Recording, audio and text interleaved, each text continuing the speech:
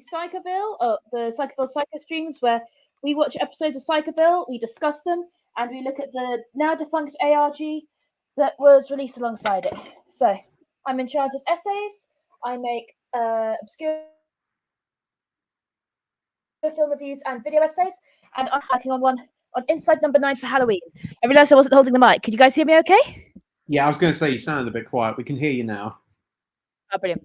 So, George, if you'd like to introduce yourself. Yeah, I'm George from Headphones UK. I've done lots of videos on British TV shows and animation, and I watched Psychoville more or less basically when it came out and actually got to experience the websites in full view. Brilliant. So yes, we've got an interesting one today, but first I'll just go back to previous episodes so we can skip through it. Mm-hmm. So we've watched 2 episodes tonight. We had a double bill, just so that we could watch the Halloween episode on Halloween.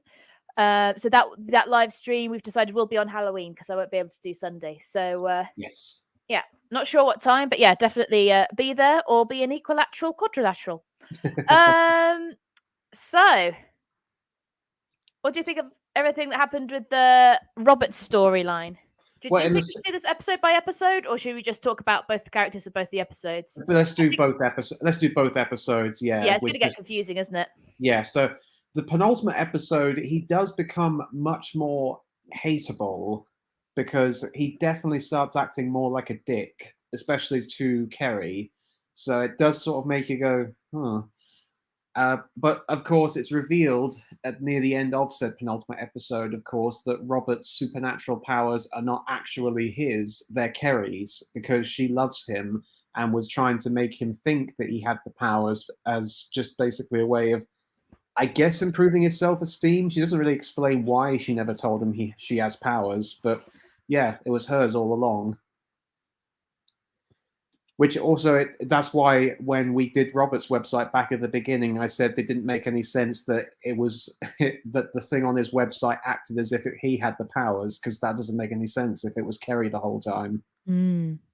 Yeah, I was thinking why she didn't tell him. I guess maybe she thought if he thought, oh, I have these powers when I'm around Kerry, that he would then keep doing productions with her. I guess maybe. But yeah, that was. Oh yeah, go ahead. It does also raise questions as to how often they work with each other, because obviously, I'm sure actors of a short stature do tend to do things like that a lot. Obviously, they've got. They do, yes. They've got that, but they've also got any roles where they use in fantasy movies or something. They're in absolutely, and they do. Thing. But they do seem to indicate that Kerry knew Robert before he was put in Ravenhill, so it seems like they've been friends for a long time. Yeah, and originally they were supposed to be brother and sister, but that was changed at some point when they were developing the show. Which I think was for the better that they changed it, because I think it does seem to make more sense that they are friends, and with one of them desiring for them to be more than friends than to be brother and sister. And yes, that was the penultimate episode, and so Brian ends up knocking out Robert when he tries to run away, and Kerry says that he'll take him away somewhere safe and quiet. And so in the following episode, Robert says that he was freaking out and he got a little bit crazy, which I guess was his way of trying to, make up for the way he was acting in the previous episode. And they end up breaking down in the middle of the woods and walking around, and they find a cottage a la Hansel and Gretel, but this one's not made of sweets. And Robert then, just out of desperation, decides to eat some soup, which it's revealed that it's drugged, so he falls asleep. And it's also revealed that the house belongs to Kerry's grandmother, who looks like an evil old witch. And who unless I'm very much mistaken, I think plays the woman accused of being a witch in the trial of Elizabeth Gadge in the Inside Number 9 episode. Yeah, like you said, they do definitely use a lot of the same actors, but that's more or less the conclusion of Robert's story for this series. So yes, and of course, Daisy Haggard as Debbie is hilarious as always. She is. She's playing this. so funny because of all the really funny lines they give her and how well she delivers them. Yeah, it's hard to pull off a character who is that stupid. It like, is, yeah. genuinely. And of course, as I said before, I think Reece Shearsmith is great as Brian, who Yeah, he's great as Brian. And like I said, when we were watching it, the part where we see Brian pissing in the sink of his dressing room, having worked in the theatre for a few years, I can say that is accurate in terms of what goes on behind the scenes at theatres. Well, anyway, let's see.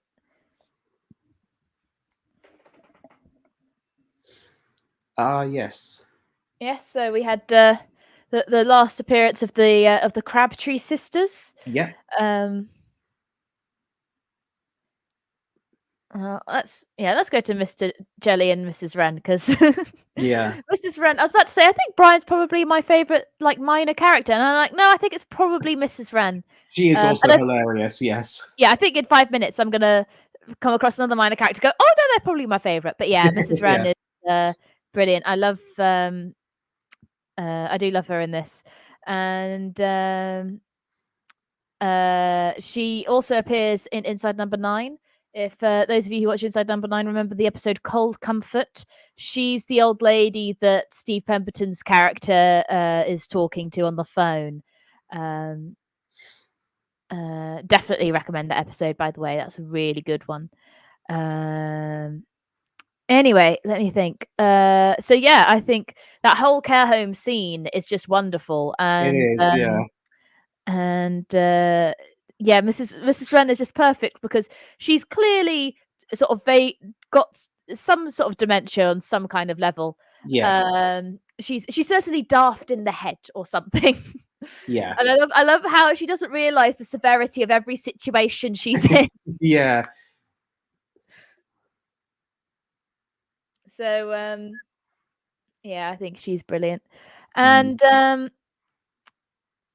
yeah, let me think what else. So yeah, we of course find out that well, first off, we'll go straight to the big reveal at the end. The reveal that Dr. Strachan, aka Mr. Jolly, was the blackmailer all along.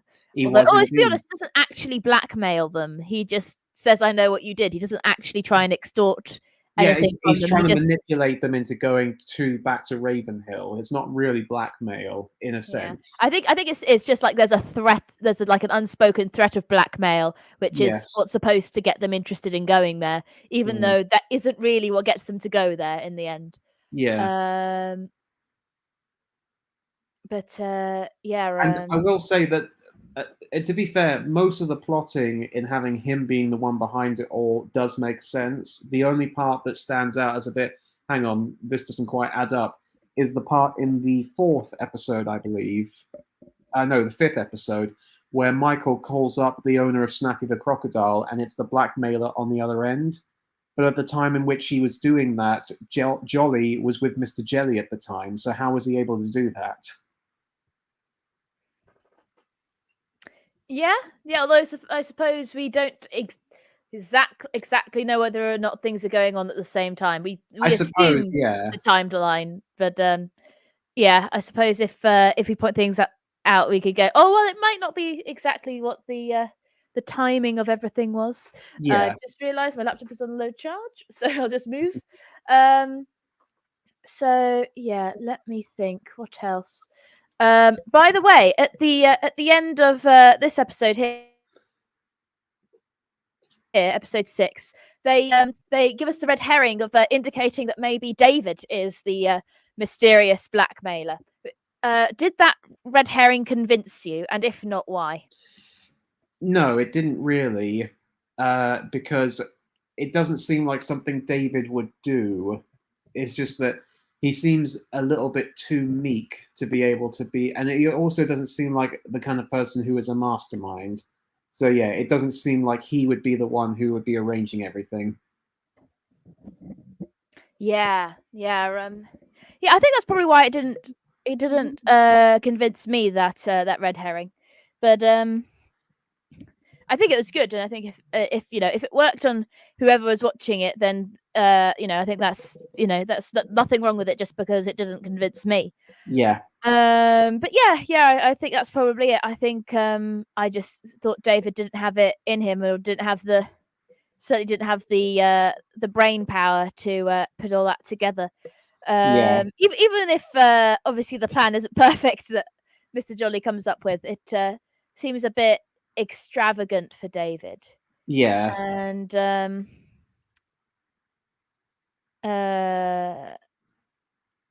yeah, but I think the fact that there's 2 twists with the reveal that I'll go show Mr. Jolly. I think the fact that they reveal who again.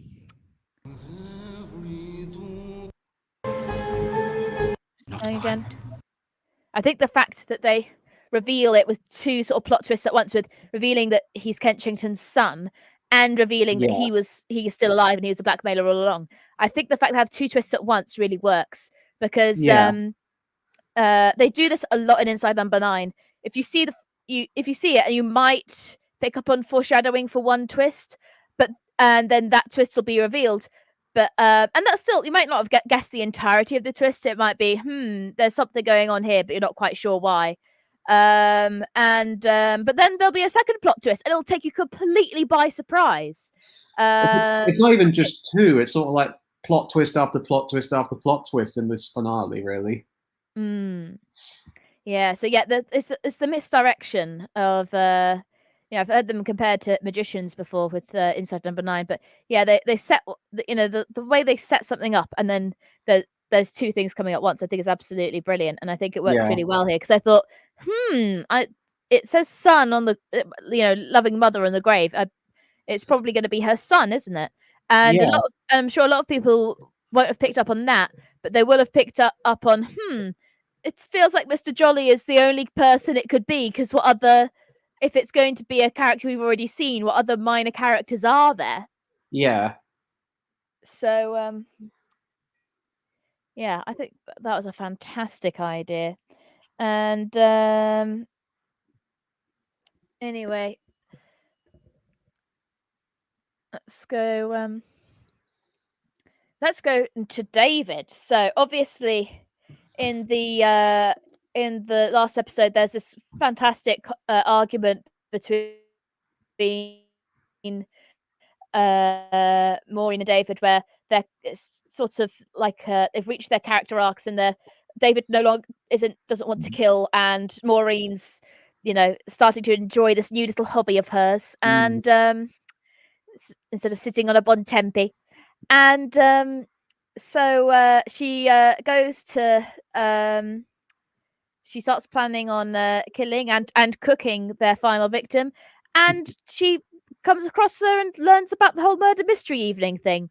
And there's that wonderful monologue she does where she goes home, and I do like, I'll probably bring the speech up later on, and I won't tell you why, and I won't tell people watching why, but I feel it's important, this monologue where she's like, where she kind of realizes like the enormity of what she's done, and like that justification she had, no matter how much she was enjoying it, she no longer has the justification Yeah. of that they're a threat to my son. So yeah, when she I think that's a really important part of her depth as a character. Yeah. And she is the ultimate smothering mother and trying to smother David to death. Yeah. But of course, she finds out that he's not really there, and Yeah, realizes after she's taken the overdose. after she's taken the overdose of what I assume are sleeping pills or painkillers. Yeah, something like that. Well, she's probably on medication for that bad hip of hers. So Probably, yeah. They look like something that you couldn't get over the counter. yeah, certainly they're definitely in a sort of prescription kind of bottle. And let me think what else. So yeah, she collapses on the floor whilst trying to vomit up the meds. Let's think. And so yeah, we see David. It's hinted that it looks like he's holding Mr. Jolly's head, so it's hinted that he's the black gloved man. So if you're so yeah, if you've seen the show before, let us know in the comments what if that convinced you or not. Including if you're watching it live or you're watching it after the fact. I'd really love to find out who who's convinced by that. And let me think, what else? So yeah, of course, David returns with a watermelon to explain that. Oh, he reports his own murders. There's that great scene at the beginning of this episode where it's after that. He's trying to report the murders, and the guy in Citizen's Advice is like, "Yeah, well, it's kind of out of our jurisdiction," and it's kind of believable. Yeah. Yeah, there's sort of. I did watch. This is one of the few scenes I saw as the YouTube clip before I actually watched the show, and I think it's really, and it did come across very much like a sketch, and yeah, I do like it. Yeah, it feels like something you would see in League of Gentlemen. In fact, it's actually strikingly similar to the dating agency sketch. Oh yeah, I was thinking about that sketch the other day because I've recently purchased the League of Gentlemen script book. Ooh. And there's actually there's an extra deleted scene with him where he actually goes on the date. And yeah, it's kind of weird how it does feel like they predicted incels, although it sort of shows there were always some kind of people like that around. There wasn't this big ideology behind it. By the way, I finally I know you recommended Bottom to me. I saw clips of it the other day. Oh, good. Yeah, I thought that was brilliant. Yeah. Anyway, so yeah, I think I in the YouTube comments there was some under the clip of this scene. It says that there was some kind of like some tragic incident around that time of like, you know, one of those incidents of where a child was killed by their parents or something, and that it had been reported to Citizens Advice, and they had gone, it's not really our jurisdiction or something like that. So it hasn't ever been confirmed if it has anything to do with that. Maybe it's just a coincidence, because even not knowing that, I was still like, yeah, the Citizens Advice probably probably would. Yeah, anyway. So let's think. Of course, so David goes to Kensington's grave. He's probably the character who feels the most guilty about Kensington's death, and that scene where they're killing her, and he's the only one who doesn't hold the door. He just looks really upset. Yeah, and very scared. Which, to be fair, in that situation, I think most people would be terrified. Yeah, I think he's terrified of her, and he's terrified watching her being killed at the same time.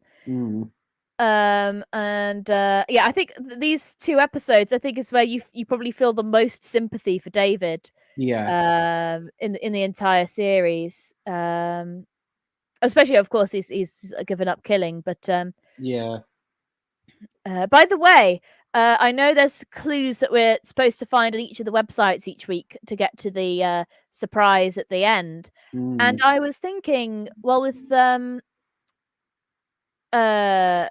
David on his first video, he says his favorite killing is a strangle, and his least favorite is fire, because it's actually the smoke that gets you, and that's not as good. And I was like, I bet that's one of the clues we were supposed to find. Yeah. And of course, Robert saying Ravenhill on Robert's profile on the Panto website, I'm sure was it could have been a clue as well, but it might have been something that was indicating the jump scare, because obviously you won't want to get on that website and then not find the rest. So yeah. Yeah, it might have just been something they put then, hoping that people wouldn't find it until they started to hear about Ravenhill.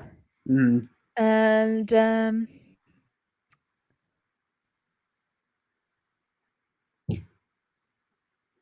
let me think. So he digs up Kensington's grave after hearing her voice, and we were like, how did he excavate this entire grave with his hands? Yeah, with his bare hands, and I don't know, like, what was it? We don't really know what the kind of time that passed is, but it couldn't have been more than an hour. Yeah, considering the stuff that was going on at the time, then yeah, probably. And of course he finds a toad, and I was just like, I need to think of a Denton joke here, but I can't think of one. I can think of one. Hoist by my own pet toad. So Whereas I was thinking, if that toad was in that grave for 2 years, it's got some serious lungs on it. yeah. Yeah, maybe it jumped in whilst he was digging or something. I don't know. Maybe. But yeah, I think so yeah, of course, Kensington shoots him, but he's saved because he's holding a watermelon. And I was like, well, this was clearly before all those YouTube videos of like watermelon being shot in slow motion, because there's no way that would have stopped the bullet. To be fair, it looked like a very small caliber gun, so if it was maybe a 22, it possibly could have worked. Possibly. I still imagine it could have saved his life, but not that the bullet would not have got into him. Yeah. Like, I imagine it could have slowed the bullet, but not stopped it completely. I don't know. If you can tell me I'm nitpicking in the comments, I know I am. Yeah. So yeah, let's think. So we've covered. I think the only one we haven't covered is Joy. Lomax, is it? And Joy. Ah, of course, Joy. Okay, so you've got Tealeaf and Lomax. Last couple of episodes, we've mainly been focusing on Tealeaf because Lomax only appears at the very end of the last episode. Yep. With his new, I can't remember what the name of his new assistant is. It was Jasmine or something.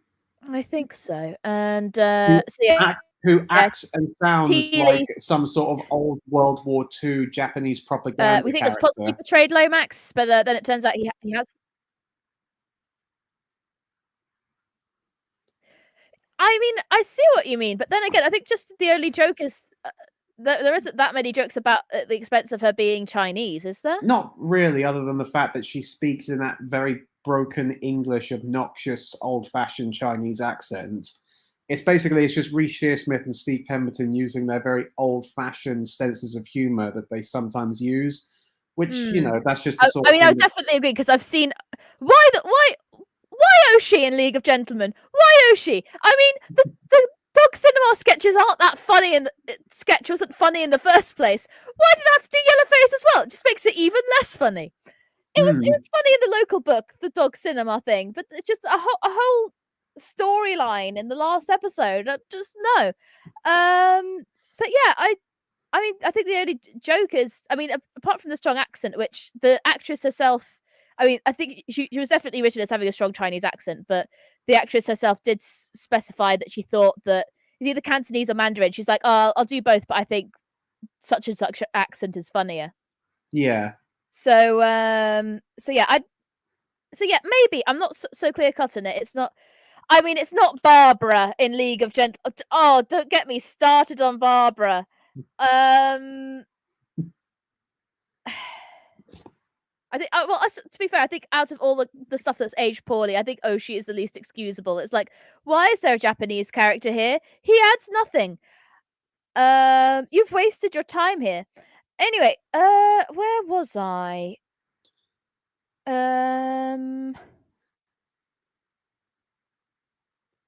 So yeah, Tealeaf. We think he's betrayed Lomax, or I always had faith in Tealeaf. I have to say, I don't know. Maybe it's just because I really liked Daniel Kaluuya and Johnny English Reborn, which is the only other thing I've seen him in. Maybe that's why I had faith in Tealeaf.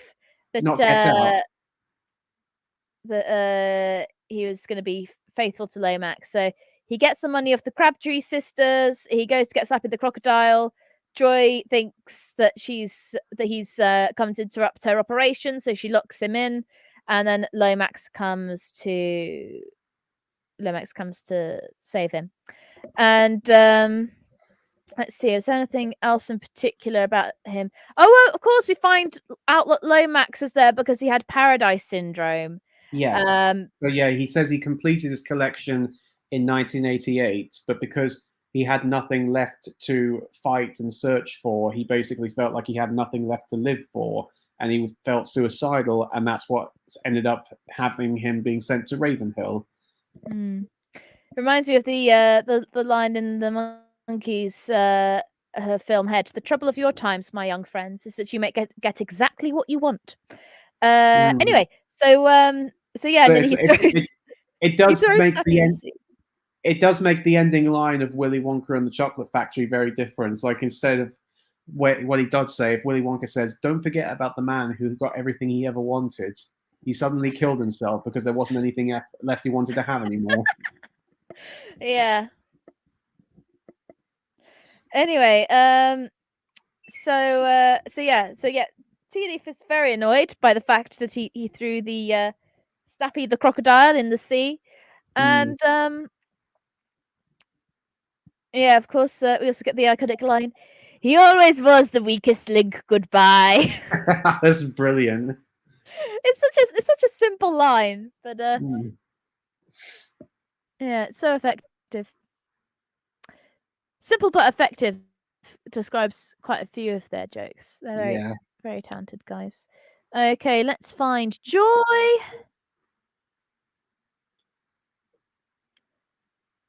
Let's see, can we find transfusion? I think that's mainly that was in the previous episode. The last episode, yeah. Right, have a look at it. Over now. Around here.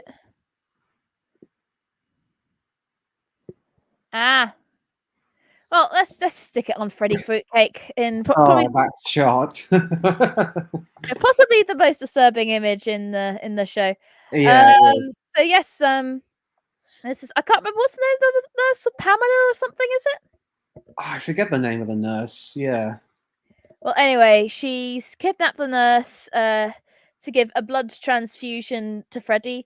Why she thinks that Freddy needs all the blood of an adult woman, I'm not sure. Yeah, but, exactly. So yeah, she does that and sort of drains her of her blood, and she does this monologue about the fact that Paul, who she mentioned in the previous episode, is her son that she'd lost, and I'm presuming that means Paul's dead rather than she lost him at the supermarket. And so yeah, she says that's why she went to Ravenhill, and you've got this nice little monologue about how she was given Freddie for her therapy, and how she realized that she needed him and he needed her. And then she goes, "But I don't expect you to understand that, Pamela, because you're not a mum." Yeah, and it's like because she basically does a transfusion where she puts all of Jennifer's blood into Freddie, and it genuinely is a disturbing moment because she is begging for Joy not to do it, and as she keeps doing it, her skin gets paler, her face gets all wrinkly because there's no blood in it. She starts seeming like she's genuinely losing energy. It makes your skin crawl just looking at it. Yeah, including in the following episode, where she's just like so drained of blood, she's like isn't able to talk or anything. It's it's quite creepy. And let's think, what else? And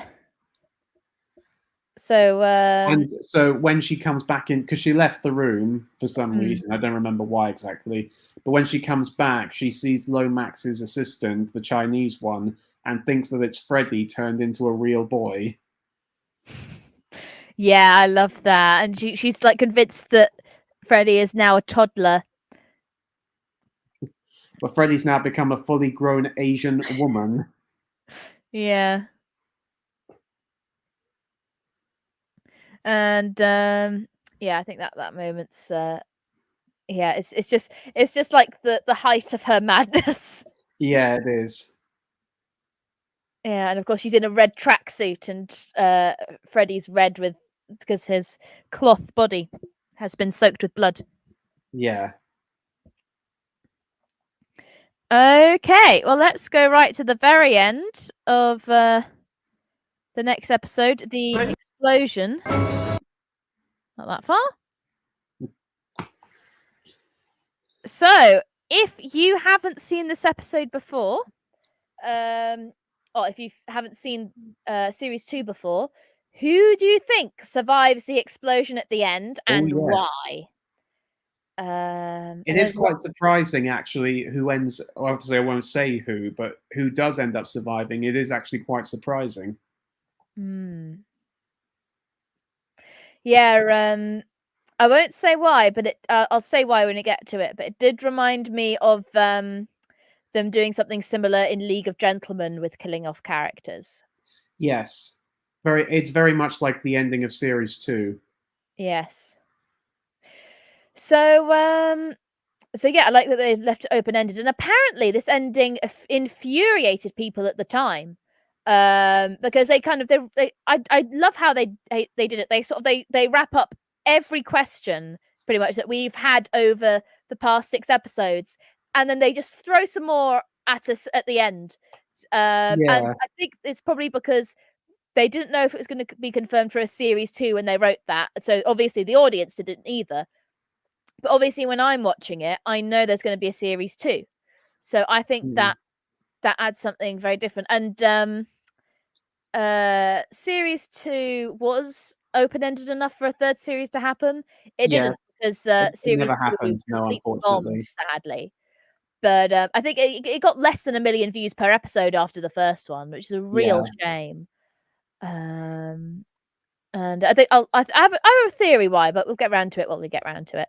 And so yeah, I think forgot what I was saying. Oh yeah, I think that they definitely left it open and ended enough that they could do whatever they wanted. Well, not whatever they wanted, but they had a lot of freedom for the next series, because they're like, okay, so any characters we want killed off, apart from David, who we confirm survives, and Robert, who has survived. Yes. Any of the other characters, we can just go, okay, they're gone.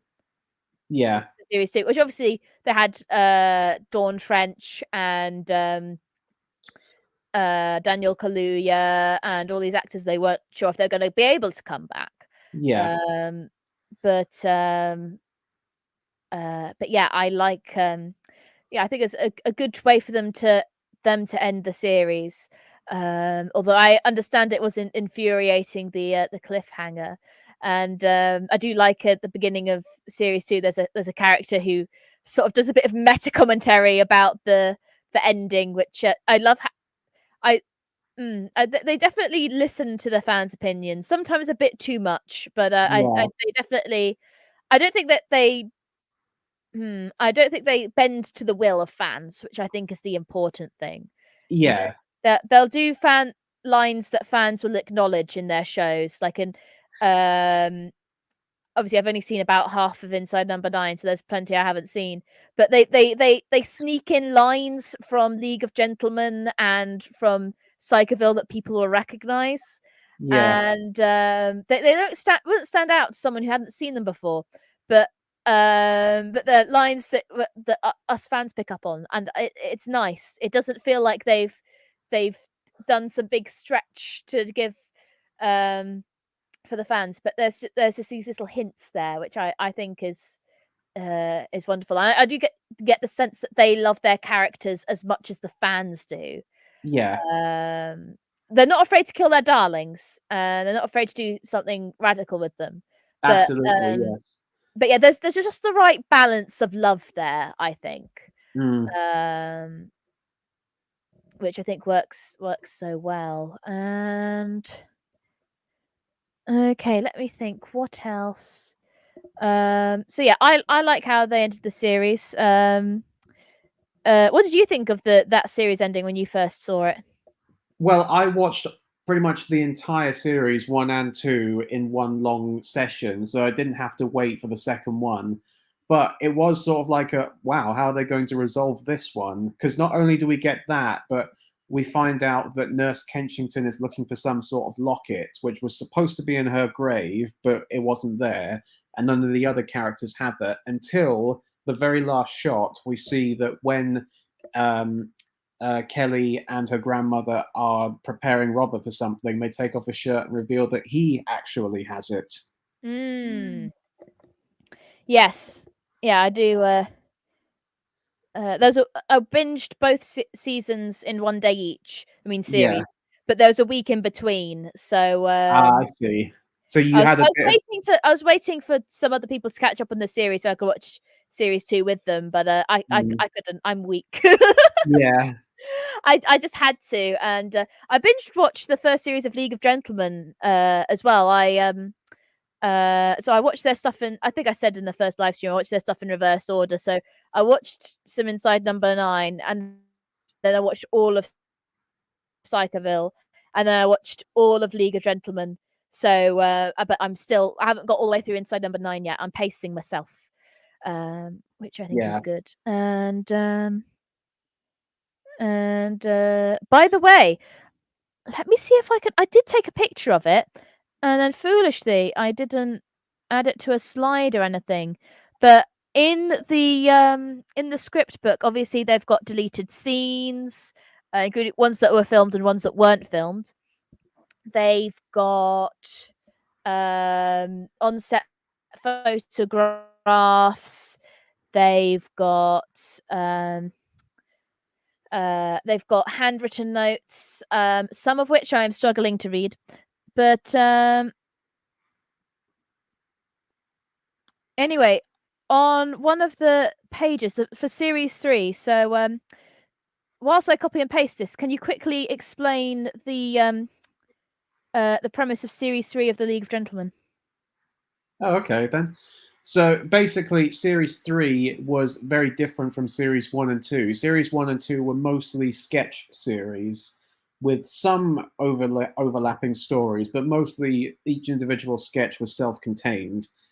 But for Series 3, it was decided that each episode would be its own self-contained continuous story that all linked back to each other at the beginning and end, similar to 24. There were some sketches that happened a few times just out of nowhere in the series, but yeah, for the most part, the series was definitely a lot more serialized and it was a lot more story driven than joke driven. So it was sort of the transition between League of Gentlemen and Psychoville, which is definitely sort of the continuation of what they were doing in League of Gentlemen Series 3. And it is a bit like a anthology series Inside Number 9, because each one is a self-contained story, a mostly self-contained story about an individual character or an individual set of characters from the series, with a few sort of sketch-like characters in the middle. And then but there is this storyline that connects them that you only see at the end of each story, which I think is brilliant. So if I can load this, here we are. So this is a photograph I took of the book from series 3, and if you don't know if it's too small for you to see, but this shows that all these characters being blackmailed was originally the plot of series 3. I think it's a good thing that they didn't go for this plot, because the way they did it was that the stories weren't as connected, so they could just focus on what the plot was for each of them. Yeah, it's probably best they went the way that they went. I also love how there's a doodle of Tubbs and Edward getting run over by the train, which is the first thing that happens in Series 3, Episode 1. Yeah. Yeah. I think maybe Risha Smith did that, but I'm not sure. I know Risha Smith draws, and I'm definitely able to recognize his art style in some of the stuff in this book because there's doodles all over the book. But yeah, I'm not sure if he's the only one who did them. I think Mark Gatiss does a bit of art as well. So if anyone could confirm that, that would be great. Anyway, so and they've got, you can see at the top there, SMR. They've got who's playing who. So you can see, it's probably too small for you to see, but the what they're being blackmailed for, pretty much all of them are with are the plot lines from this that ended up being used. They just didn't have this blackmail connection, and so yeah, even though Simon, who's presumably an original character here, they still it's still something related to Vinny here. So yeah, I think it was. I'm certainly glad that they saved it for PSYCHOVILLE because I love how that series ended up, and in fact, there's they did Adam Buxton did a documentary about series 3 where they all got a video camera and basically recorded themselves during the writing process and stuff. It's really fascinating stuff. I highly recommend it. And it was released as a DVD bonus feature, which someone uploaded to YouTube, just like loads of spare video diary material. And it's got the day they were figuring out how the different stories of series 3 interconnected. And it's so fascinating going, oh my god, they'd got, you know, quite far in the development of the rest of the show, and they weren't sure how the stories connected. And they weren't as connected, and you could see them just sort of figuring it out, and it's like, I want to tell them, but of course I can't because I am watching the past. Anyway, so I think we've spent long enough talking about the characters, so we will very quickly go over to, if I can remember how to share the screen, which I always seem to forget how to do everything for a few seconds. So this is my holy of holies. You've heard me do that many a time, and it will destroy my voice. So today we got nothing. We don't need to do anything for Robert because we already did his website. Because of course the first episode wasn't named after a character; it was just blackmail. Yeah, but we did Robert anyway, so I guess it's straight to Ravenhill. Indeed. So this was released, as you can see here, this was released in, or presumably released in March of 2010. So several months after the last episode. And so this was basically to build up towards to build interest for the Halloween special in series 2. It was basically because they did a Halloween special because they knew it would take such a long time for series 2 to come to the screens. I mean, considering like it hadn't been written or commissioned when they finished the series, and obviously a show like this takes a lot of time to be made, which so they did. I think they originally asked to do a Christmas special. I think maybe the producers said, actually, we should get them to a Halloween special. That's more appropriate for them. And speaking of producers, I forgot to mention, you know that there's some kind of clue that we're being that we're looking for clues each week, that the blackmailer are telling us to look for clues, and in the end there's some kind of prize. Can you remember what the prize was? No, I don't think I can. The end. Okay, well, John Ed, the producer of the websites and he was the head of BBC Online Comedy, I think, for quite a while, and he's still working as a more of an independent producer, but he does work in TV and online media. And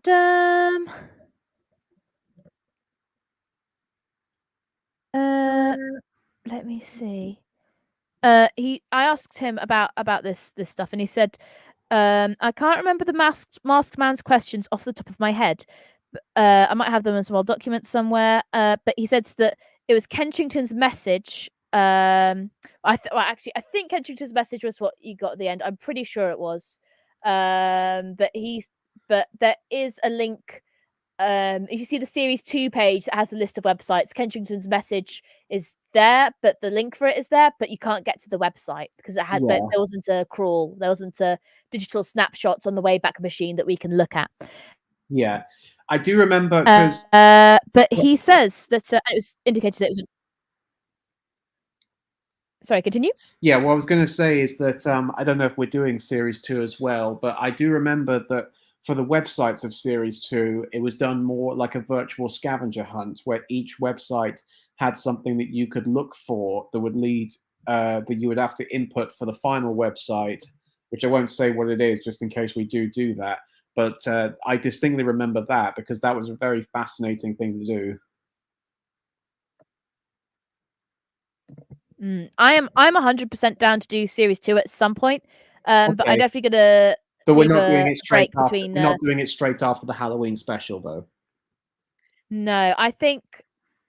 I mean, depends obviously when you're free and whether or not be able to get other people as well this time. But yes. I think a good time to do it would either be next Halloween, which would be a year off, or around the time around the time the final series of Inside Number 9 comes out, which will I think be April. I think they have finished writing it. And I think the projected date for it to come out is April currently. Yeah. So it's basically the BBC to alter their popular shows. We're going bankrupt soon. Wrap up your shows so people don't complain. To be fair, I think it's the 9th series, so that they've decided to end it with the 9th series. But there are a lot of popular BBC shows that are wrapping up. Like Ghosts just did its final series. Yeah, true. Well, I did read somewhere that comedy and drama now have the same budgets. Comedy is no longer a cheaper option. That does explain a lot because the comedy series do look like they're done a lot more elaborately than they used to be. I suppose Ghosts is sort of far more sort of high concept than kind of high. It's a bit high concept. It is a bit high concept, but they don't really use that many special effects in it. Yeah, but it's not a series that's just like like we were talking about Bottom earlier. From what I've seen, there are a lot of bits, and I think a lot of episodes as well, where it's just 2 guys in their flat, and that is the whole show. Which even if though it's got a studio audience and it's multi-camera and everything, that is still a lot cheaper than something with such a big cast and with such elaborate costumes and something that's filmed on location rather than in the studio, which I'm guessing Ghosts is. I think it is filmed in an actual house. Yes. Yeah. So anyway, so John Ed did kindly tell us what the message, Kensington's message was. It says, Kensington's message was a binaural audio experience in which Nurse Kensington did evil experiments on you, like getting one of her porters to fart in your ear. So that's what we know about it. So I'm guessing something funny. Given what we learn about Kensington in the next series, I could very easily imagine that she would do shit like that to you. Yeah. That is one unwell lady. Anywho, given the revelation of who her dad is in the next series, again, no surprise there. Yeah.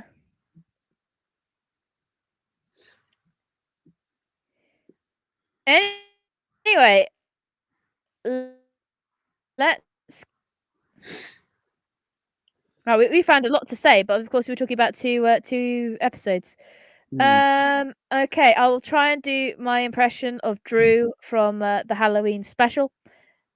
Hello, my name is Drew Aspinall, and I am 22 years old. From my bedroom window, I can see a large, imposing building which used to be an asylum.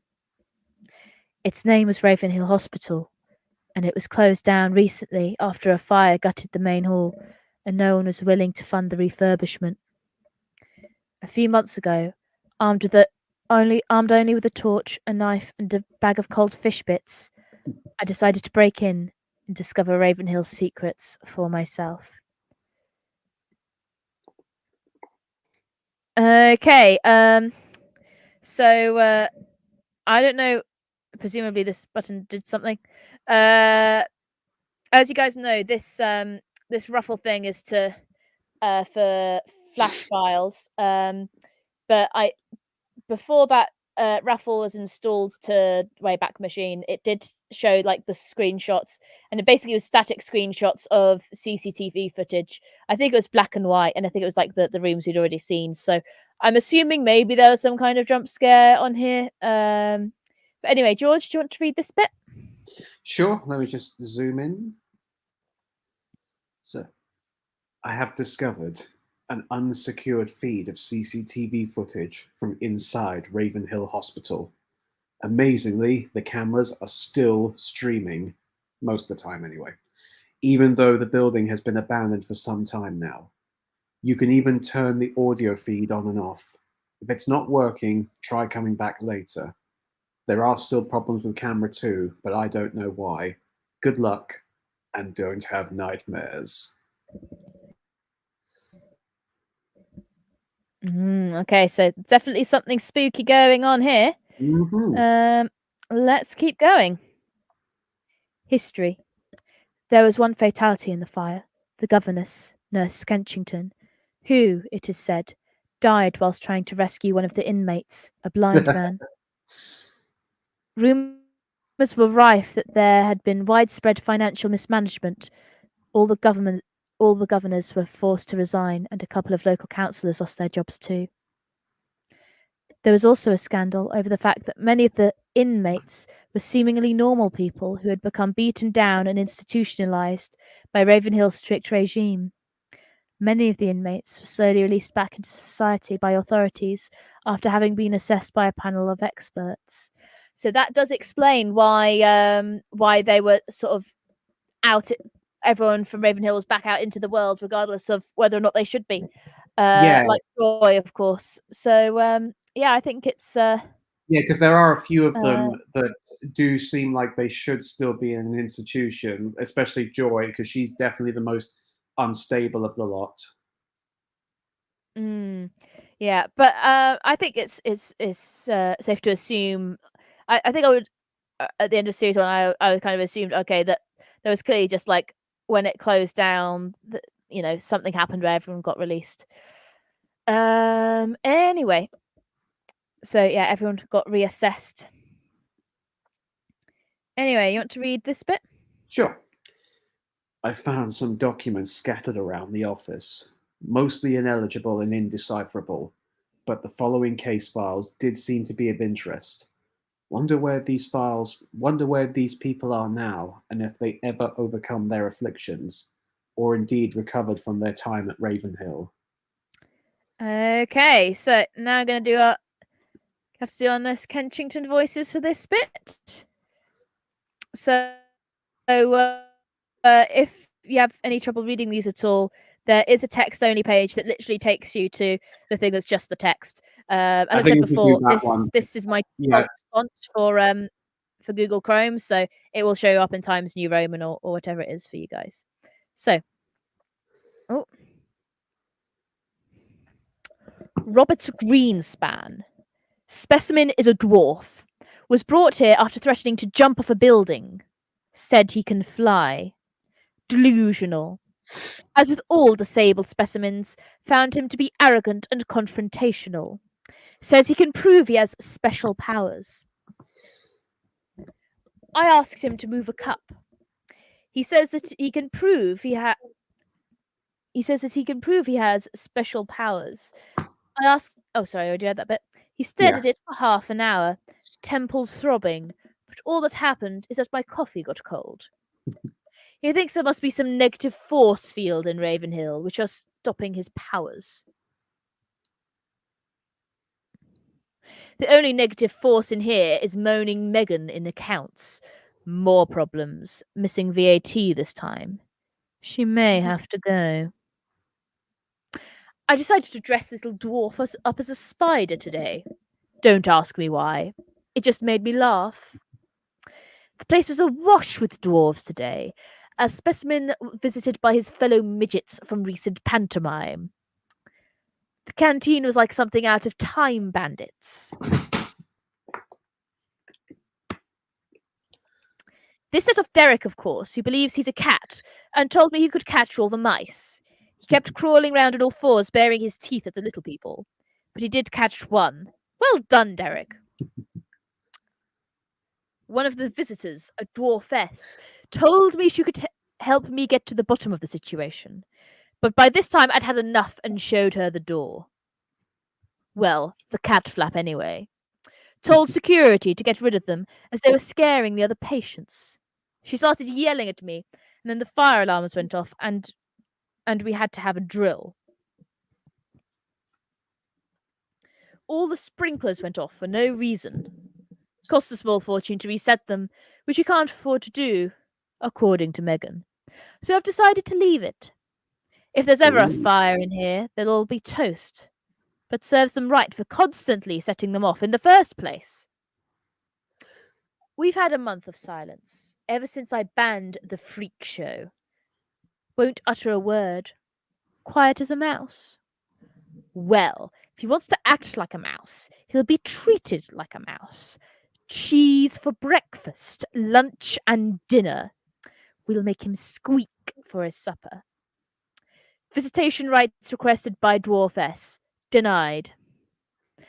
All hell broke loose today. I let them have the TV on in the vegetable patch, recreation room, and a small group of dribblers were watching some comedy on BBC Two. One of them wanted to watch the third series of A League of Gentlemen, but as I never saw any trailers for this on the BBC, I can only assume he was making it up. However, Little Mouse started getting agitated when a program called The Office started, and its second series on BBC Two. I had seen plenty of trailers for this. Started yelling about a carrot called Lucy and crying that Freeman took her. Put him in solitary for the rest of the week. So that's kind of clever that they addressed why there was no sprinkler system for the fire situation. Yeah, and by the way, it's probably clear by how this is written, but each paragraph is like a new diary entry. So yeah, a month since she'd banned Carrie, and it's like, oh, they came today. So yeah, pretty much each paragraph in these is like a new diary entry, and that thing about the League of Gentlemen not getting trailers, it definitely got trailers for series 1, but I cannot find any for series 2 or 3. And they in that Adam Buxton documentary I told you about, they read the reviews, and one of the reviews is saying we've seen non-stop adverts for series 2 of The Office, but none for series 3 of League of Gentlemen. And I think it didn't get very good ratings, the third series. no, it didn't. I mean, I could, yeah, which is a real shame. I mean, I could see. I'm guessing that when they saw how different what they were doing was, they were like, I don't know how to market this. Let's bury it before it gets too ambitious. And I mean, imagine it was. I mean, I don't know. Maybe it wasn't higher budget. I mean, in the documentary for series 2, they said it's not a higher budget than any other comedy show. They just use it differently, and so I'm not sure if that's true for series 3 or not, but yeah, anyway, so and of course she gets the title wrong, which I know was a bone to pick with them, being called League of Gentlemen or the Legal Gentleman. I think they got once. It was like someone had sent them flowers, and for the florist put the Legal Gentleman instead of the League of Gentlemen. Yeah. Anyway, and that thing about The Office harks back to something that was on his website, on one of his. He talked about working with what's her name from The Office. I've not really watched The Office, so I wouldn't anyway, know. Would you like to read this for us, please? Your best Kensington impression? Sure, I'll try my best. Yeah. Joy Aston. Large female specimen. Baby fixated. Arrived February 2003. Took a baby from a pram left outside Asda in the Bristol suburb of Coldpit Heath. Kept saying, oh, that should be kept saying, oh, hang on. Oh, sorry, kept said baby, okay. Kept said baby for almost a week before the police were alerted by neighbours complaining about a bonfire of disposable nappies. Tried working here for a fortnight. Husband claimed he was unaware of the infant's presence in the shed, but traces of baby sick found on his tank top. Police suspicious. He couldn't account for his whereabouts at the time. Initial interviews show specimen to be seemingly normal, cooperative and genial. Soon knocked that out of her, putting her in a room with Leslie Lizzie, who, oh, thank you, who is a meat maid. She likes them big. See if a couple of nights in there won't loosen her tongue. Certain it will loosen something. Specimen will not accept that she took the baby. She thinks that the child was hers and that social services have taken him from her. Delusional. Post ECT. She has requested a breast pump and pads so she can express some milk for her baby. The following morning, she had produced half a bottle. Had Leslie taste it, but couldn't determine the source. Husband came to visit today. Brought flowers. Garage. Shifty. Specimen ignored him. He did a Sudoku. Fiendish. Is he? Oh, hang on. Is he bringing her the milk? Husband's visit has stirred up some memories. Stirred up some memories too. More milk this morning. When pushed, she snapped for the first time. Suspect she could be like a pregnant lioness when cornered. Vicious. Have ordered the room to be bugged. Cries out in her sleep for Paul. An affair? Doubt it. Spent 3 hours talking with the patient this afternoon using only the word Paul. Broke her in the end. It appears Paul was the specimen's real baby, which died some years ago.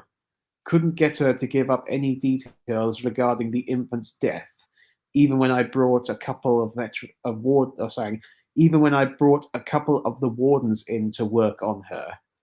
Probably irrelevant anyway. Looked in on specimen later this evening. Another bottle of milk has been produced. If it is a trick, I really want to know the secret. I ordered a cavity search and discovered 4 small plastic UHT milk containers inside the anal passage. So that's where she's been keeping them. Glad I didn't have any on my cornflakes, unlike Lizzie. Dr. Strachan has suggested a surrogate infant to be introduced into specimen's life. Thinks it will have a positive effect and open her up to recalling past events. Went and found an old doll in lost property and took it to the specimen. Told her his name was Freddy and he needed looking after. Surprisingly, she seemed wary at first, but took him regardless, and I left her cradling him and singing a lullaby. I think it was When You Wish Upon a Star. Should keep her quiet for a bit. So that's the first time we've had the official reveal that Joy's previous son did in fact die. It is. It is also mentioned in the Halloween episode, but of course that's later. But this is the only time we get it confirmed that why she was committed, and Yes. this was in the series 1 commentary. They do say that that's the backstory they've thought up for her, but they didn't find a way of working it in, or I mean, not that they I don't think they felt like they had to. I think they I mean, they drip fed stuff about Paul. They don't make it obvious to us. I think that's a great thing about them, is they never spoon feed you. Anyway, it's very quiet in the comments today. We've had no comments. So, oh wait, we've got. Says we've got the comments now. Hello. These comments have not appeared. So, hello, Alicia Alvarado. Hey, she's here. Hello, Mori. Then again, most British comedies are short, but in many ways that's a good thing. Stop before it dragged on and got silly. Yes, I think that is definitely an advantage. And we definitely have had series that are cancelled. I mean, certainly series that are sort of cancelled before the sort of will they won't they is resolved. Like, of course, Tim and Daisy never get together, even though there's this whole will they won't they thing building up. And I don't know if they were ever. I mean, maybe they were never planning on having a third series. Maybe that was why, not that it just didn't get commissioned. But there's a show called another Channel 4 sitcom called Book Group, which also felt like they didn't conclude it. But so, by the way, I do recommend Book Group. It's got can't remember her name, but she plays Missy in Doctor Who, and she was Sue White in Green Wing. That actress, Michelle Gomez. That's it. Michelle Scottish Gomez. actress. I was going to say Selena Gomez on instinct, but yeah, it's Michelle Gomez. Yeah, she was also in Green Wing. Yes. Ah, Katie says hello. Hello, Katie. Yeah. Literally only just got comments. These are the first comments of the evening, and they only started at 9. Anyway,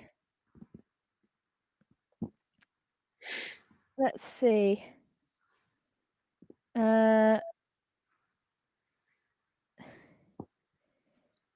Okay. So, David, I'll read this. David Sourbuts. Jesus Christ. It scares me that things like this have been roaming the streets for so long. A big, simple blob. You can almost see the forceps marks on his... I'm presuming that's supposed to say his head. On his head where the doctors squeezed too tight, pulling him out. Like a big, harmless, lumbering, sluttering dog. Except he's not harmless. Killed his own father. Poisoned him. Claims he was trying to help him sleep. Yes, and I'm Florence Nightingale. The mother visits today for the first time this month. And you can start to see where they all get it from. They get it all from. Like when they bring out the parents on Jeremy Kyle. She's as daft as he is. But controlling. And he reverts to Norman Bates. Half want to bump her off and see how long it takes him to slip into her clothes. Why do we bother? It's got a decent singing voice. Heard him in the bath singing I Dreamed a Dream from Les Mis. I'm no Simon Cowell, but while I disagreed with his song choice, I'd certainly put him through to boot camp. Maybe even judges' houses. I must have got something in my eye. Mascara's run a bit. Decided specimen needs toughening up a bit. Have put him in the greenhouse with Pongo and Banks, and got him sharing a cell with Timberwolf, who claims to be the reincarnation of Jack the Ripper. Murder has consequences, and it's about time David learned that. Irritatingly, Specimen has forged a friendship of sorts with Timberwolf. They both share a morbid fascination with murder and murderers, but at the same time wouldn't step on an ant. Spent craft class designing and making their own serial killers' top trumps. Found the whole room playing it during recess, even the wardens. I beat Dr. Strachan twice in a row today. He had me down to my last card, John Wayne Gacy, and foolishly went for length of sentence, where Gacy can't be beaten. 21 consecutive life sentences and 12 death sentences. Then as soon as I'd got Ed Gein and Petio, I was away. This serial killer stuff, it is Moorish. Have cast David as Joseph in the showcase for Governor's Day. No, it'll take a long time to get there, but he'll deliver. Important we make a good impression, as I've put in an application for extra funding. Said we need a new kitchen and water image therapy room. Totally made this up. As well as general repairs and resetting the sprinkler system. Little do they know what I really need the money for. But I try not to think about that. So come on, David. Don't close every door and get those colours learnt. It's April now. And when we do the show, November. Not long. Brilliant. I do love these. I do absolutely love these case files. It lets us look more into the characters and what they got up to when they were at Ravenhill. And of course, you get to see more Kensington, who is such a horrible villain character. Oh, she's such a bitch. She is kind of like an evil version of Bernice from League of Gentlemen, isn't she? Well, like I said, she's very much like Nurse Ratched from One Flew Over the Cuckoo's Nest. Actually, speaking of that, I was just thinking this does remind me a bit of. Have you heard of a show called Asylum? It was directed by Edgar Wright. It starred Simon Pegg, Julian Barrett, Jessica Hines, and people like that. I have heard of it. No. So yeah, it was on Paramount Comedy, which is now Comedy Central UK. I don't think any of the original series from that channel have been released on DVD or VHS or anything. But they like VHS rips of the original broadcasts have been uploaded. Like the one I did a few weeks ago, A Natural Acts, that was from Paramount Comedy.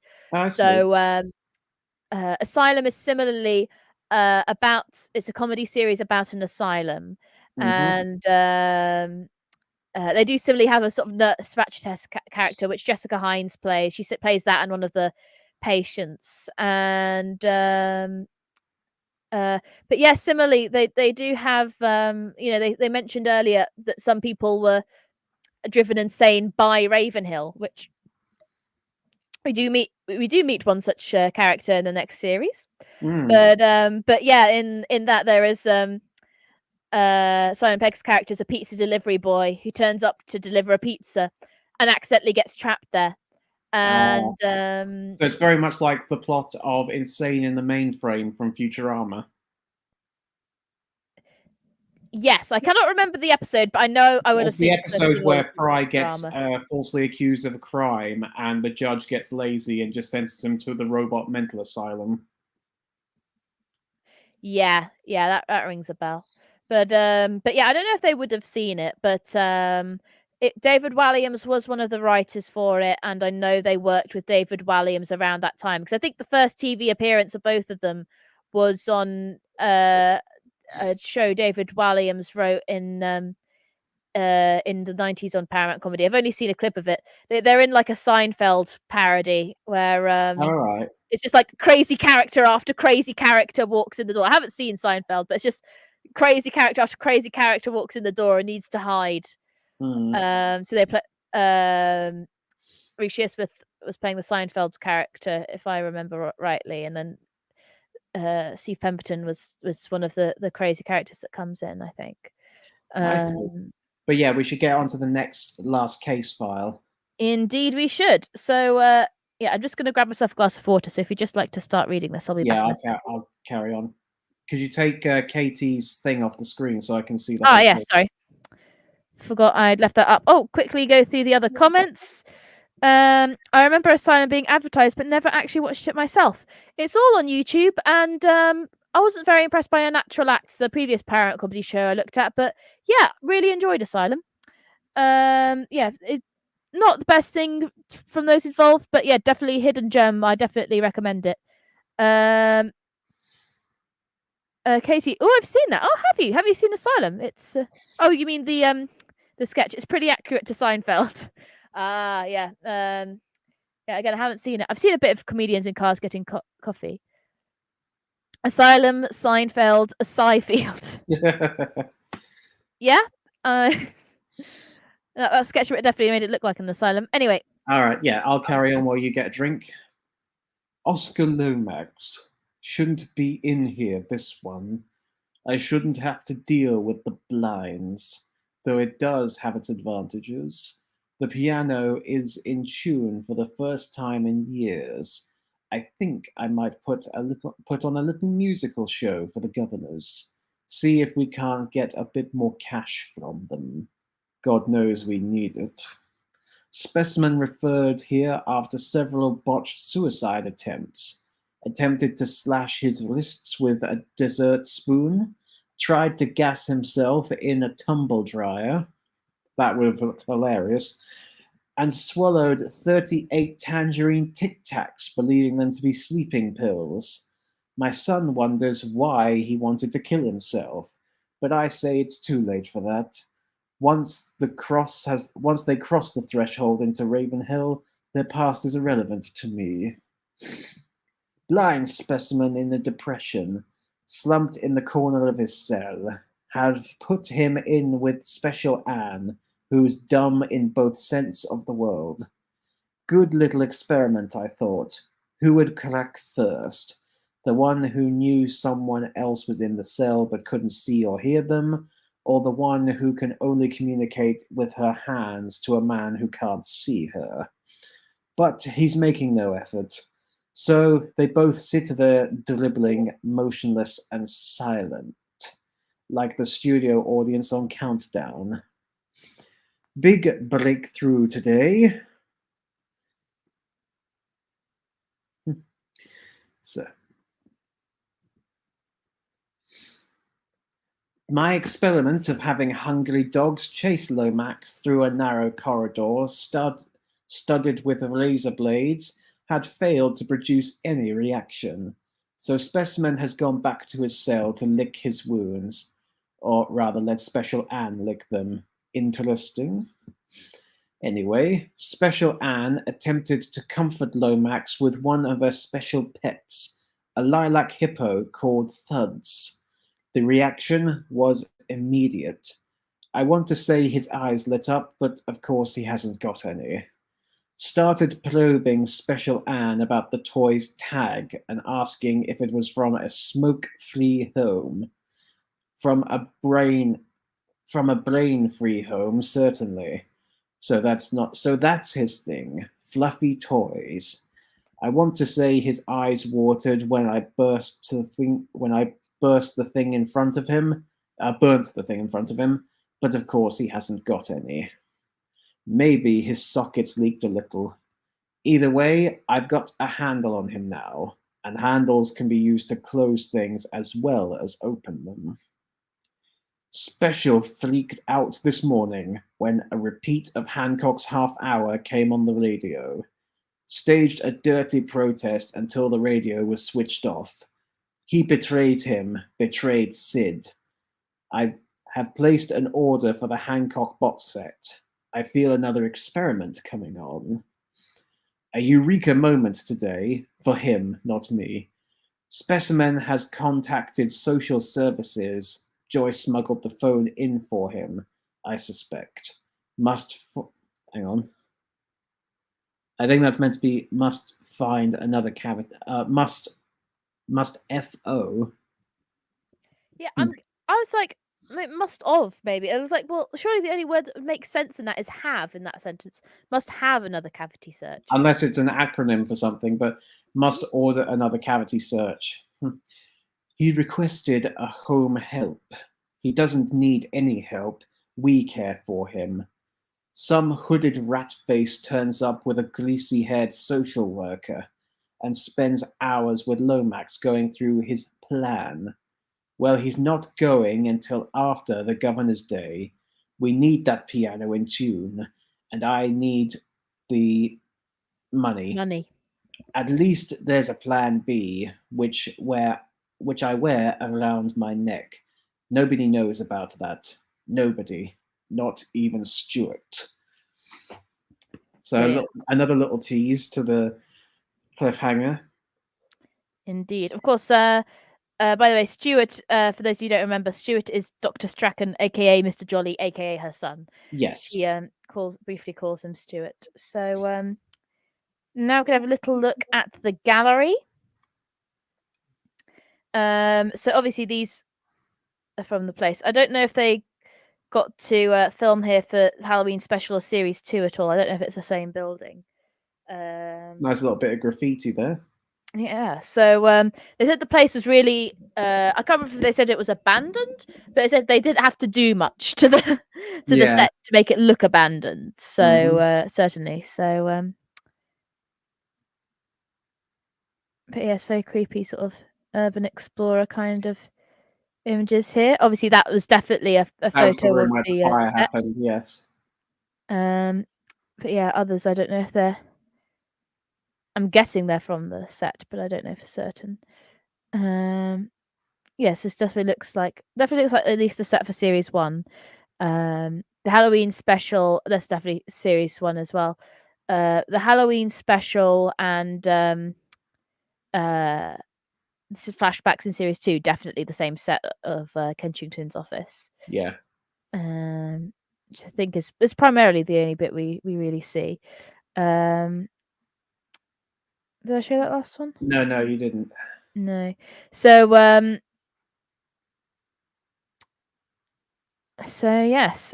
So that is everything for that website. There is stuff in Giles and Kensington's office, but that doesn't look like Kensington's office. There is we a do video see something in a jar in series 2. There is a video that I will just get up now that I know it's related to the Halloween special. I know it's advertising the Halloween special, but I'm guessing it was hidden somewhere in the website by the looks of it. I don't know how, I don't know where, but that is my guess. So let's take a look at it.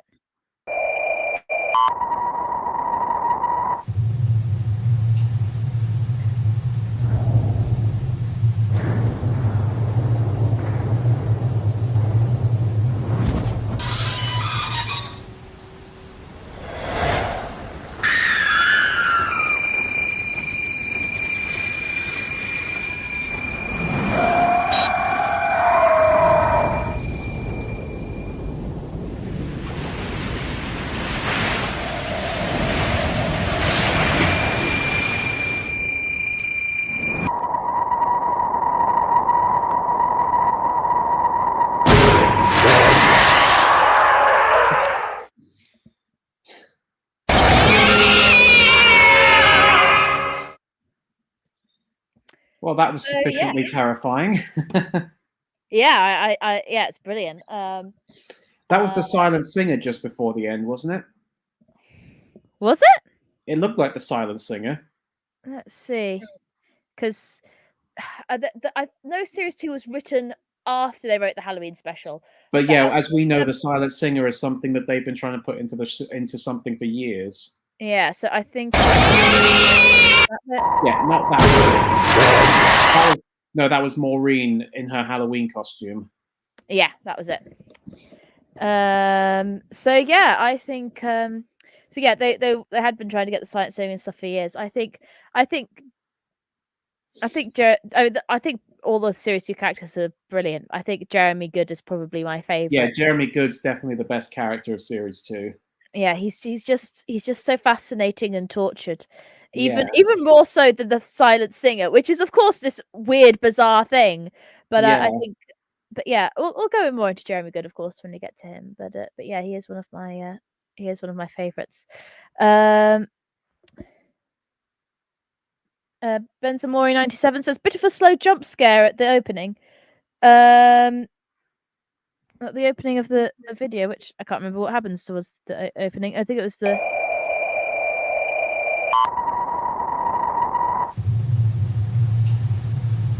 I mean, maybe you're talking about the bit with the crawling Freddy fruitcake. I don't know. That is so creepy. Yeah. Yeah. So I'm guessing maybe something to do with those CCTV flash things that weren't working. That maybe this comes up somehow, especially the second one, because he said, "Oh, there's something wrong with the second one." So right, Right, we're coming towards the end now. So now that we've got 4 people on the stream, if you have any questions for John Aird, the producer of the PSYCHOVILLE websites and the producer and who worked promoting series 1 of Inside Number 9 and who's worked on a bunch of other series that you will definitely have heard of that I definitely cannot think of right now.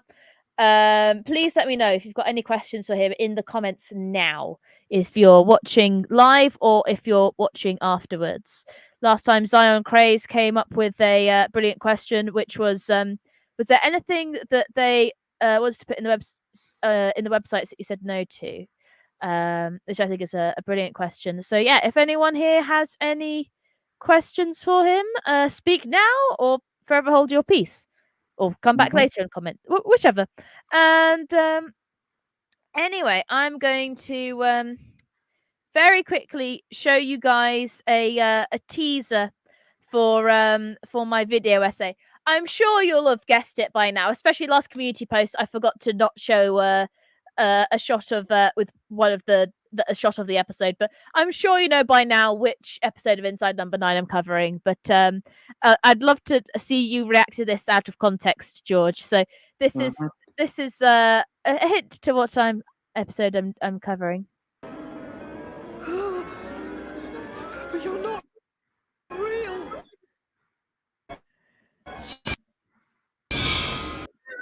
We are now. Oh, skip there. I'll play that again.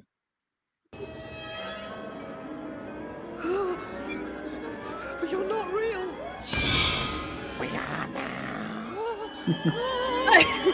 Yeah, I get the feeling. I think I know which episode you're talking about with that one. Yes. But do you though? Do I? But do you though? No, I don't think I do. No. But yeah, that's basically the end of the episode, and I won't give away any more. So once more, George, if you'd like to plug your channel. Yeah, so go and check out Headphones UK. We're doing our next big review next weekend, which is our Halloween video. Those who have watched my channel for a long time probably know what sort of the video it's going to be. But yeah, do come and check that out. And that'll be next Sunday, which we're not going to be doing a live stream for this on Sunday. We're going to be doing it on Halloween night, which is next Wednesday, isn't it? I think so. And of course, the PSYCHOVILLE Halloween special was aired on Halloween night instead of Yes. airing earlier on to make room for The Apprentice, like what happened with Inside Number 9. But anyway, so by the way, I definitely recommend George's review of Chuck Steele and the Night of the Trampires. Watch part of it at the watch party with him. Yeah, I can't remember if you. I think you probably said it's something like South Park meets The Evil Dead or something like that. I described it as being, it's very South Parky humor with sort of like Lethal Weapon crossed with Evil Dead sort of thing. Yes. Yeah. Or if you want, I think probably the best way of describing it as if they took all the McBain sketches from The Simpsons, did them in stop motion, stretched it out to a half hour, and added vampires. Yeah, although we kept saying they're far more like zombies in this, aren't they? They're more like zombies, yes. Brilliant. And once again, I am working on an Inside Number 9 video essay. I'm spending every hour that I'm not working on this video essay, and I still don't know if I'll be able to do it in time for Halloween. So fingers crossed. And I think the next video I'll make after that. I might be able to squeeze one in because there's one I started. But yeah, I should be able to squeeze in. But it might be the next video. Might be my interview with John Aird. So, that's some mashup. George says Brian Damage. Thanks for joining us, Brian Damage. It's always a pleasure to see you. I've pronounced your username correctly because.